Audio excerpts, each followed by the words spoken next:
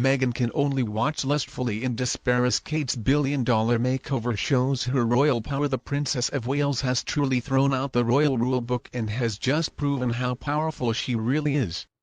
Hello and a very warm welcome back to our LVT News channel. Once upon a time, any blazer that just so happened to be owned by Catherine, the Princess of Wales, basically languished at the back of her vast closet. Now small nation-states probably take up less space than all her useless clutches and all the unironically ladylike dresses that she loves to wear for such a long time. Those blazers, the kind of sassy thing that maybe a lawyer would wear, just gathered dust in the back of her closet. But on Tuesday in the UK it was clear just how much things have changed because it was blazer time. The layout has done a long and ever-growing list of events for Catherine, where she cracks open her stash of business-like wear and dresses like a no-nonsense woman who knows her way around a PowerPoint presentation. In order to really appreciate just how much Catherine has grown, how different she is as a public figure and as a working member of the royal family today than she was even a couple of years ago, let's think about this latest blazer outing. There she was serving as a lectern for the very first gathering of her brand new business task force, bringing together important people from companies like Unilever, IKEA, Insuraviva, Deloitte, UK supermarket chain Coop and Lego, as well as from the Bank of England in support of her Shaping US campaign. No big deal. They're just a few companies with a combined value of more than $50 billion. It looks like the royal family is evolving.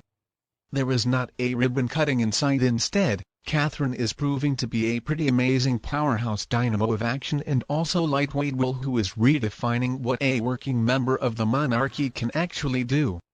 And if there is one person who should be looking at these photos of Catherine with this clutch of business people who preside over global empires of shampoo and Allen keys, it would be Catherine's brother-in-law, Harry. Now you may not be impressed to just look at the photos of Catherine in London. Instead, you can see a bunch of awkward people set against the stereotypically great London backdrop, but what this moment really highlights is the power of the royal family. I mean, who else other than Catherine could in only the last 4 months have met with US President Joe Biden, launched a generation reshaping social initiative, approved a nationwide UK advertising campaign, and also managed to figure out a task force filled with the kind of CEOs who can send ripples through the stock market with just a raising of an eyebrow? Now, of course, we already know the royal family doesn't have any real power in the most literal sense. It's not up to them any longer which noblemen are going to get to keep their heads or whether or not the UK should invade some other country. But still, the monarchy, in spite of the fact that it's basically a deeply archaic institution founded on dated ideas of the divine right of some people who just so happen to be born into the family, matters. It really does. And they're important not only as characters who are cast in Harry and Meghan's primetime TV docu-series, but they are serious players who really can move corporate mountains and who are making a big difference in the world. And I like to think a difference for the better, and you don't have to take my word for it. You can just ask the accountants. Even way back in 1956, Prince Bella took a little rest from trying his best to save the monarch butterfly anyway, and he managed to launch his Duke of Edinburgh Award. The award is dedicating to helping young people, and since then it has resulted in 1 million miserable teens around the world hiking up mountains, all in the name of self-improvement, and it has also raised more than $100 million. And then of course, there is the King's Prince's Trust. Now the name doesn't sound so impressive, but actually the work that it does is. Ever since 1976, when it was founded, it has assisted more than 1 million young unemployed people or people who are just having a difficult time at school in the UK and the Commonwealth to try to turn their lives around. The trust has also given back more than $2.5 billion in benefits to young people, and even now we've got Prince William's Earthshot Prize is handing out more than $90 million to support innovative solutions around the world, solutions that are designed to fight back against the climate crisis. What Harry needs to understand if he ever takes a break from considering his family's refusal to appreciate his pointing out of their alleged faults is that this is everything that he and Meghan walked away from. See, when they left the royal fold, they lost the power to have corporate bigwigs and presidents take their calls, to have companies that are worth tens of billions of dollars combined dance to their jig, the snap of a finger. Earlier this year, we saw Archival Foundation release his first impact report. So this detailed the work that it's done, including helping World Food Kitchen serve 50,000 meals to people. We also learned about the work that Meghan and Harry's charity arm did with Human First Coalition. It helped to evacuate almost 7,500 people from Afghanistan and also built a playground in Evald, Texas. Of course, that was the scene of that awful school shooting. And I'm not trying to discount that kind of stuff. That stuff is wonderful and it does a lot to help people around the world. But this is a question of scale.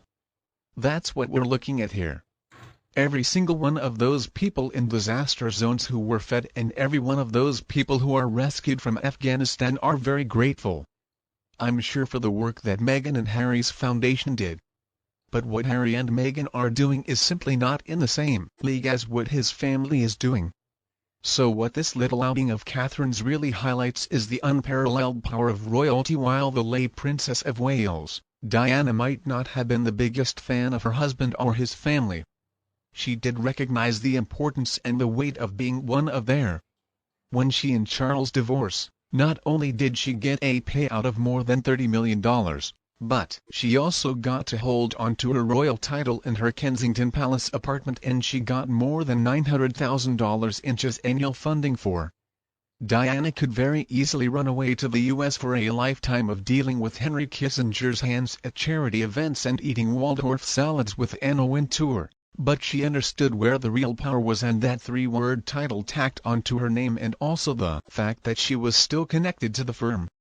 The important thing here is that today Harry and Meghan are simply not playing in the same humanitarian league now that they are tax-paying California residents with all the diplomatic status of nobodies in the ledger of Post magazine losses and gains. A big entry in the minus column would be that now they are stuck in the most outer of outer orbits of royal. They have alienated themselves from the king and they don't have much of a chance of ever ending up on the Buckingham Palace again. So basically now they're just a couple of famous people who try to do good. And let's remember, the only reason they do anything helpful is because they expect praise for it, but nothing they do even begins to compare to what the working HRH is up to. These days, it seems like their business is the biggest of big-picture ambitions. Queen Camilla is fighting domestic violence while Sophie, the Duchess of Edinburgh, has for years been tackling gender-based violence and war zones, pretty important stuff. And on the other hand, we've got Meghan and Harry. So alright, the royal family are a group who are working to effect a generational societal change, and Meghan and Harry are just trying to build some swing sets. Now, both parties are valuable. I'm not trying to say they aren't. But what we're discussing here is entirely different leagues. So if when the late Queen took over the throne back in 1952, the royal family was famous for going to visit hospitals and opening the Chelsea Flower Show, that it looks like the 21st century model is when built on them is relevant and useful in a more modern UK. Today, the royal family is not only decorative, they're not just there to keep the commemorative tea towel industry going. They're actually doing some really important work for people all around the globe, and their goal is to play a part in shaping a whole nation for the better. Can we say the same, though, about what Harry and Meghan have been up to since they ran away to the...